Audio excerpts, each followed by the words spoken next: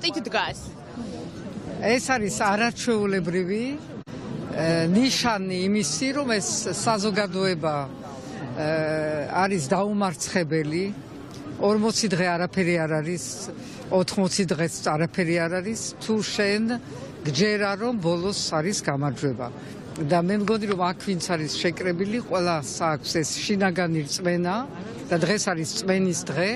რწმენა რომ ეს არის იმდენად მართალი საქმე, მართალი მიზანი, რომ არ შეიძლება რომ არ გავიმარჯვოთ და ეს ქვეყანა არ დავაბრუნოთ იქ, სადაც უნდა მიდიოდეს ეს ქვეყანა, ისე როგორც უნდა ვითარდებოდეს ეს ქვეყანა, ეს ყველაფერი ჩვენ წინ არის და ამას მივახცევთ, დარწმუნებული ვარ. აი ამ 40 დღის შედეგზე ხშირად საუბრობთ ხოლმე, რომ ნახეთ სანქციები, მხარდაჭერა დასავლელი პარტნიორების მხრიდან, ამერიკის შეერთებული შტატების მხრიდან იქნება არაღიარების აქტი, მეგობარი აქტი.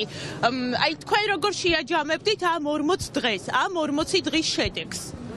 ეს 40 დღე ის კი არ არის, რომ ჩვენი პარტნიორები მხარს გვიჭერენ, კი გვიჭერენ და ძალიან მნიშვნელოვანი არის, მაგრამ მთავარი არის ის, რაც აქ ხდება ამ რუსთაველის გამზირზე, ეს არის მთავარი გამარჯვება და რუსთაველის გამზირი არის ის ადგილი, რომელიც მოგვიტანს გამარჯვებას.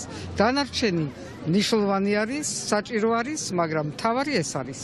ყველა დღესასწაულს აქ შევხვდით, გაზაფხულზე აღდგომას, როცა რუსულ კანონს ვაპროტესტებდით, შემდეგ ახალ წელს, ახლა უკვე შობას.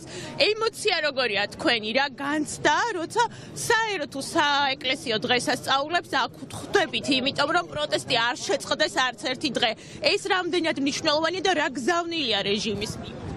არ ვიცი, რეჟიმის მიმართ რა გზავნილი არის, აქ დღეს ვდგავართ ერთად, შობა ღამეს ერთად ვდგავართ და მე მგონი ეს არის მთავარი განცდა, რაც გვაერთიანებს და ერთიანობა არის ის, რამაც საქართველო გადაარჩინა საუკუნეების მანძილზე. და ეს თუ შევძელით ასეთი გაერთიანება, არა მხოლოდ დღესასწაულებზე, მაგრამ ყოველ დღეს ამ 40 დღის მანძილზე და კიდევ რამდენიც საჭირო იქნება, ეს არის გამარჯვება და ეს არის ის, რამაც საქართველო მოიყვანა დღემდე. ძალიან დიდი მადლობა. საქართველოს პრეზიდენტი სალომე ზურაბიშვილი საუბრობდა პირდაპირ ეთერში, ის როგორც 31 დეკემბერს, ასევე დღესაც რუსთაველის